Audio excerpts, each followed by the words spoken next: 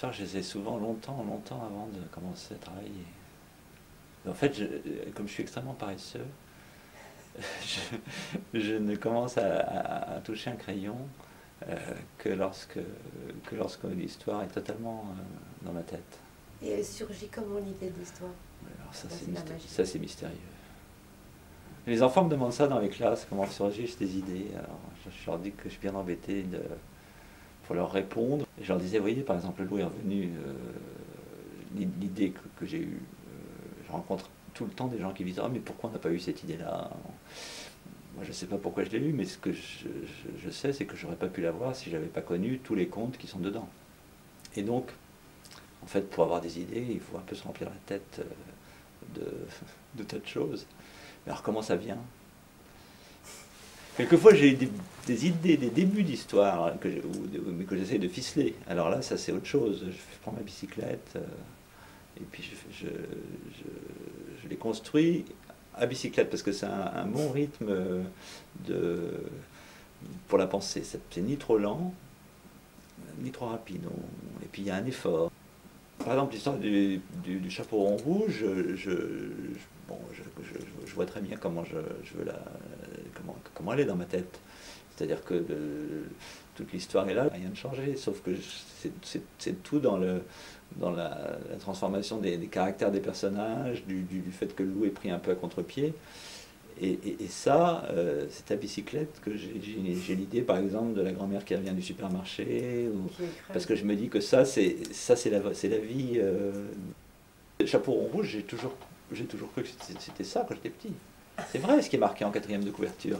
Et la première fois que je l'ai entendu, j'ai pensé que c'était un chapeau rond rouge, c'était un chapeau rond rouge.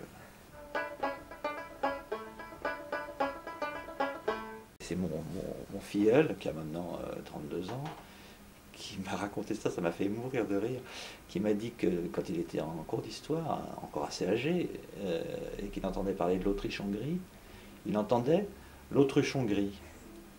Il pensait que c'était un petit autruchon gris. Il voyait ça, lui. Donc c'est des histoires comme ça, il y a des chapeaux ronds rouges, il y en a d'autres. Hein. Oui, et je suis sûr que d'ailleurs ce serait amusant. Moi j'aimerais beaucoup d'ailleurs que les lecteurs, il faudrait que je fasse un appel à mes lecteurs pour qu'ils m'envoient les à peu près qui sont du même genre. Parce qu'il y en a des très drôles. Je me sens raconteur d'histoire, je ne me sens pas du tout auteur. Enfin, écrivain en tout cas, je ne me sens pas écrivain. Donc si on veut changer mes mots, je change mes mots, j'ai mon histoire moi. Moi, le loup, je l'aime bien, c'est un de mes personnages, mais pour moi, c'est un caractère, comme disent les anglo-saxons, hein, c'est un personnage. Il est là, d'ailleurs, il n'est là que quand il s'agit de mettre en scène la peur.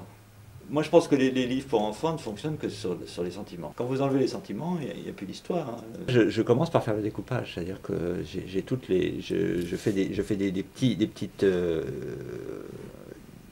pages comme ça, et puis je fais mon petit dessin. Les images sont, toute l'histoire est là. Il n'y a pas de, il y a aucun changement par rapport à. Ouvrez livre. Je vais faire un loup, hein, parce que c'est presque, pour moi, c'est presque une signature. Hein, donc maintenant, mon loup, je le connais bien. Je vais faire Igor, avec son célèbre nœud papillon. Quand je fais la mise en place, je ne passe pas beaucoup de temps sur le dessin. Et puis, il rencontre un cochon. Donc, moi, ça va assez vite. Alors, est-ce que le cochon est terrifié? Oui. Dans cette histoire-là, il est terrifié. Il y a des jambes qui flageolent. Ma façon de travailler, c'est de travailler sur du papier pelure, vous voyez, qu'on a beaucoup de mal à se procurer maintenant. Que le papier pelure, il a un intérêt, c'est que, par exemple, vous voyez, le dessin, j'ai commencé le cochon trop haut, alors je fais des petites indications, que je vais trop haut, que la tête du loup va être plus tournée vers lui, et puis qu'il va peut-être y avoir. Et alors après... On peut lire sur un papier très très fin. C'est un papier très très fin, et quand on le pose par-dessus, c'est pas aussi transparent que du calque qui ferait qu'on pourrait pas dessiner, mais là par contre, je peux m'appuyer sur mon trait, et Et là, je change simplement ce que j'ai envie de changer, je garde ce qui me plaît dans mon dessin. Voilà. Alors bon, je ne vais pas tout redessiner, hein, mais il peut y avoir 10 étapes. Une fois que j'ai fait tous mes crayonnés de mise en place, vous voyez, c'est quand même du crayonné de mise en place. Donc le cochon, vous voyez, comme j'avais dit, je décale un peu ma feuille pour que le cochon soit à la bonne hauteur. Donc j'améliore. Mais c'est plus facile parce que je m'appuie sur quelque chose que j'ai déjà fait. Et, voilà. Et c'est comme ça que le dessin prend forme. Alors, et vous avez toujours travaillé ainsi, avec un papier bon, pelure? en tout cas, ça fait des années. Alors j'ai eu un drame dans ma vie, c'est que le papier pelure n'existe plus. Mais heureusement, par Internet, j'ai réussi à trouver un stock que j'ai racheté, qui devrait me suffire jusqu'à la fin de ma vie.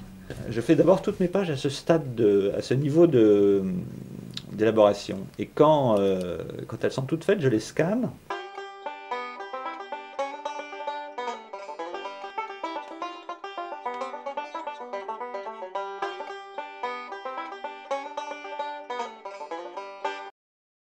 Au commencement, on a le trait que j'ai scanné. Alors ensuite, je mets les couleurs. Donc, je commence par le fond. Là, c'est un petit effet sur le fond. Voilà. Les couleurs des personnages, les ombres et quelques lumières. Là. Voilà. Vous voyez, si j'enlève le fond, vous avez des ombres. Donc c'est assez rationnel. Voilà. Celui-là, j'avais un peu de temps, c'est-à-dire que j'étais pas pris par le temps et j'ai rajouté toute une petite ribambelle de souris partout. C'est pour les enfants et pour les parents, parce que les parents qui relisent indéfiniment la même histoire tous les soirs, ils sont contents de pouvoir trouver d'autres choses. J'en suis sûr. Parce que moi, je sais ce que c'est que de lire tous les soirs le même livre. C'est fatigant. Ça, c'est quelque chose que j'ai en tête aussi quand je fais un livre. Il faut que ça plaise aux gens de ma génération.